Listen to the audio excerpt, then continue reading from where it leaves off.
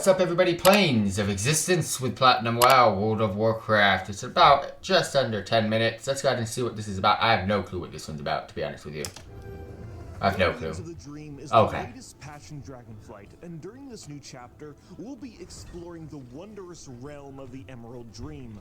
But this isn't the first time we've explored other realities in World of Warcraft. I'm Platinum WoW, and in preparation for this new patch, let's cover 13 of the most iconic planes of existence and how it all really works in the Warcraft universe. Okay, so for starters, Oh, I love this. Is filled with tons of different cosmic forces. I love all this. fighting over control of various realities across the universe. There's the light and the void, life and death, order and disorder, and plenty of other forces in between. We can see these cosmic forces be harnessed and battle for control in the reality we currently live in, the Great Dark Beyond, which is the most neutral plane of existence that Azeroth exists in, along with Outland. Kind of. The barrier between our reality and the Twisting Nether on Outland has been collapsed by chaotic magic. The Twisting Nether is a plane of existence where the forces of light and void battle with each other, and this tumultuous realm is what connects all of the various realities together, and it's the domain of the Burning Legion. Could you help? Please help me. You know who's also there?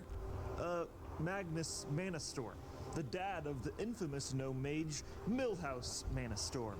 But how did he even get here? Well, the story goes that Magnus Manastorm threatened the fate of Dalaran and all of Azeroth, and his own son had to help in imprisoning him in the Phantasm Zone, a floating dimension within the Twisting Nether, where he's just doomed to float for all eternity. It feels so fake, but this is probably how it actually is. Another dark realm of existence is Nyalotha, the sunken city. Here the old gods have altered time and space, where the Black Empire has conquered the world of Azeroth, and represents their inevitable goal of all serving the eternally hungry old gods. The old gods have attempted to make this realm a reality many times throughout Warcraft's history. One of their first attempts was thousands of years ago on primordial Azeroth. During this war, the Keepers and the Titanforged battled against elementals who were enslaved by the old gods and banished them to the elemental plane. The elemental plane is a single dimension with 4 interlinked domains, and they serve as glorified timeout corners for the enslaved elementals. Later on in history, the Titan Keepers were deciding if they should empower the proto-dragons with the power of the Titans so they could help in defending Azeroth. All of them agreed to do so, except for Odin. Odin's my guy. They really valued Odin's opinion, so they empowered the 5 dragon aspects anyways. This made Odin pretty upset, and he decided to do his own thing for a while. With the help of Helia, he ripped out a chunk of Ulduar and lifted it up into the sky, creating the fortress called the Halls of Valor.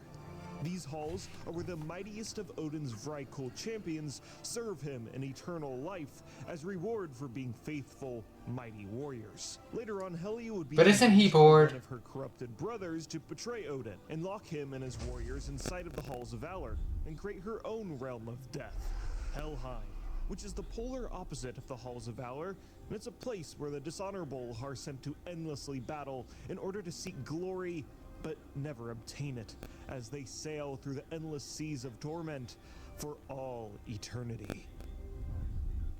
Okay, so back to the dragon aspects. They were empowered to defend Azeroth, so the Keepers could do everything but the actual job they were created for. Okay, let's go! Back.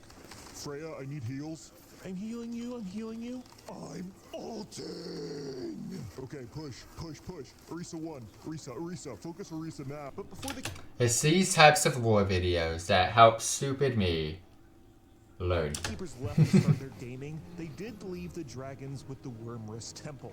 Beneath this beacon of dragon culture resides the Chamber of Aspects, where all the dragonflights would meet to discuss dragon topics. And here there are different dimensions called sanctums for each of their respective dragonflights.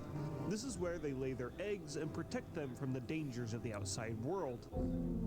But it doesn't really seem to work that well, since the Obsidian Sanctum and the Ruby Sanctum were attacked during the Wrath of the Lich King expansion. And we have yet to see the Bronze, Green, or Blue Dragonflight Sanctums, so we can only really speculate on what could be inside. In many capital cities, you'll find groups of ethereals offering their complicated technomancy talents. I like these guys. Technomancy is a mysterious arcane art they originally learned on their homeworld of Karesh.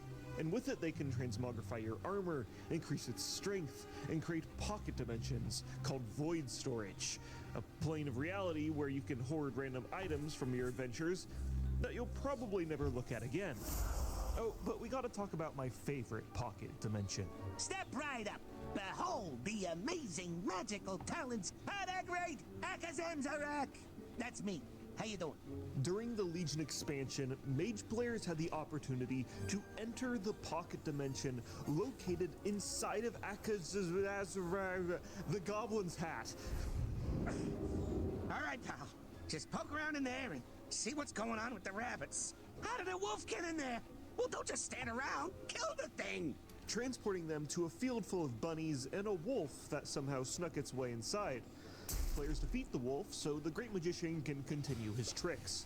Gaze in astonishment as I produce a rabbit from this ordinary hat.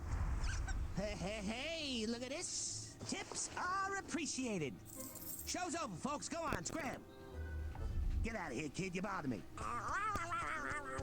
And you know, I guess summoning a rabbit out of thin air isn't even really that impressive. I mean, look, I can do it too. Let's go! Well, yeah, sure. Keep that up. You might just disappear, bub.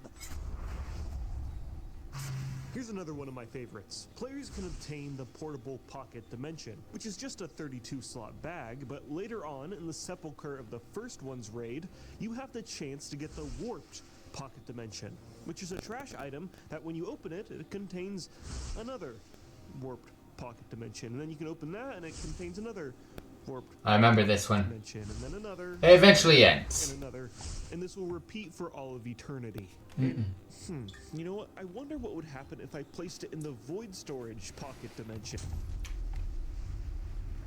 It ends.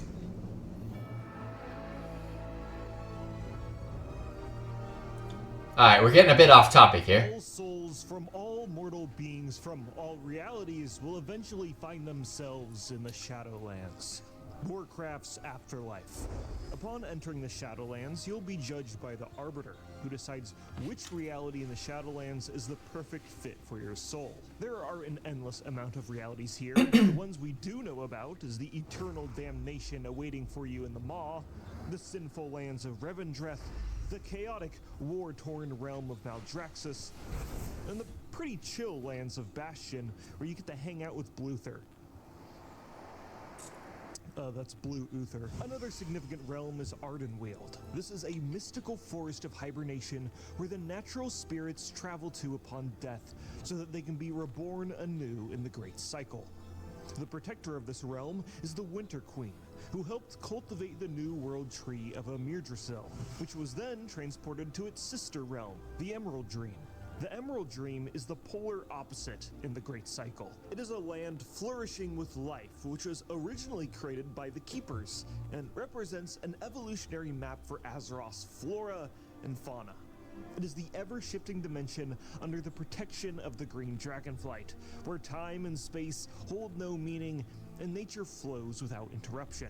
As I mentioned previously, the new world tree of Amirdrasil is being cultivated here, but its safety is threatened in Dragonflight's newest patch, Guardians of the Dream. Scorching flame threatens to destroy the dream as the primal incarnate Farak and the Druids of the Flame rampage across the lands, and it's up to adventurers to stop the new world tree. This is where we're currently at. Into a weapon of living flame. And has anybody just thought we could defeat him by giving Farak the Magnus Manastorm treatment? Well, the game's the game. And I'm gonna go play a game. And I'm gonna go play Season of Discovery instead, because it's now out! So I'll catch you guys in.